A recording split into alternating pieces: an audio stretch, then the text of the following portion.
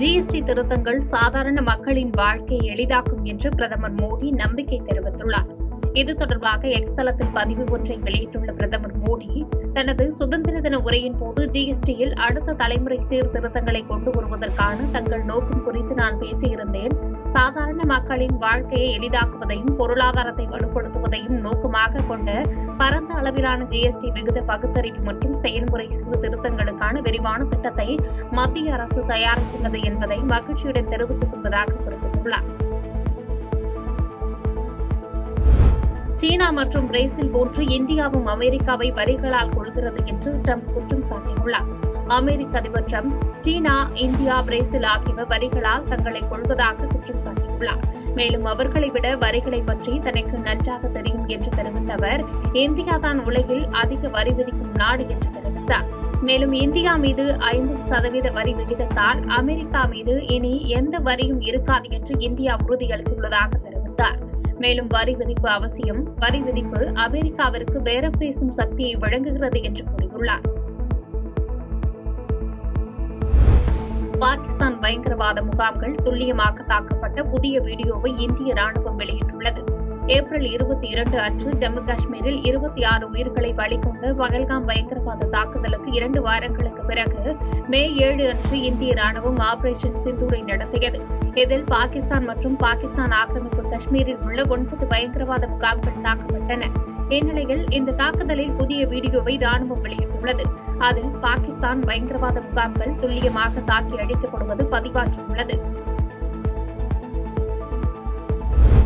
பஞ்சாப் மாநிலத்தில் வெள்ளத்தால் 23 மாவட்டங்களும் கடுமையாக பாதிக்கப்பட்டுள்ளன. இமாச்சல பிரதேசம் மற்றும் ஜம்மு காஷ்மீரில் அடுத்தடுத்து நடந்த மேகவெடிப்பால் பஞ்சாப் மாநிலத்தில் பெரும் வெள்ளம் ஏற்பட்டுள்ளது. மேலும் அங்கு தொடர்ந்து கனமழை கொட்டி வருகிறது. இதனால் 1988 ஆண்டுக்கு பிறகு ஏற்பட்ட மிக மோசமான வெள்ளத்தில் பாதிக்கப்பட்டு 37 பேர் உயிரிழந்துள்ளனர். மேலும் 3.50 லட்சம் மக்கள் பாதுகாப்பான இடங்களுக்கு அப்புறப்படுத்தப்பட்டுள்ளனர்.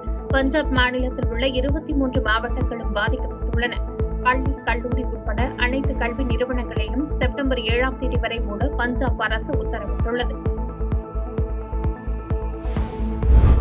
டெல்லி யமுனை ஆற்றில் வெள்ளப்பெருக்கு ஏற்பட்டு தாழ்வான பகுதிகளை சூழ்ந்ததால் பாதிக்கப்பட்ட மக்கள் பாதுகாப்பான இடங்களுக்கு வெளியேற்றப்பட்டு வருகின்றனர். தலைநகர் டெல்லி மற்றும் பஞ்சாப் பலத்த மழை மற்றும் வெள்ளத்தில் தத்தளித்து வருகிறது. டெல்லியில் யமுனை நதி அபாய அளவை தாண்டி ஓடி வருவதால் பல குடியிருப்பு பகுதிகள் நீரில் மூழ்கியுள்ளன. பெரும்பாலான தாழ்வான பகுதிகள் வெள்ளத்தில் மூழ்கியுள்ளன. தெருக்கள் நீரோடைகளாகவும் சந்தை பகுதிகள் குளங்களாகவும் மாறி வருகின்றன. மஞ்சுகா தில்லாவிலிருந்து மதன்பூர் தாதர் மற்றும் பதர்பூர் வரை வசிக்கும் பல குடும்பங்கள் தற்காலிகமாக முகாம்களில் தஞ்சம் புகுந்துள்ளனர்.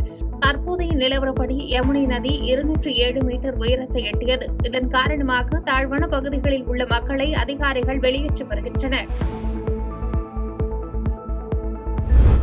இஸ்ரேல் தாக்குதலில் 24 மணி நேரத்தில் 113 பேர் உயிரிழந்ததாகவும் பட்டினியால் 6 பேர் உயிரிழந்ததாகவும் தகவல் வெளியாகியுள்ளது. இஸ்ரேல் நடத்திய தரை மற்றும் வான்வழி தாக்குதல்களில் கடந்த 24 மணி நேரத்தில் காசாவில் 113 பேர் கொல்லப்பட்டனர்.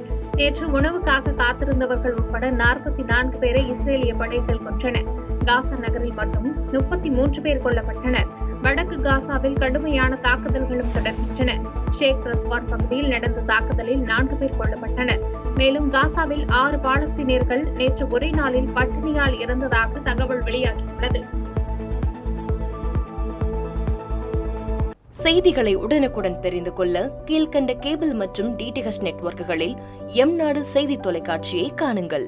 பாதகம் செய்பவரை கண்டால் நாம் பயம் கொள்ளலாகாது பாப்பா. மோதி மிதித்துவிடு பாப்பா, அவர் முகத்தில் உமிழ்ந்துவிடு பாப்பா.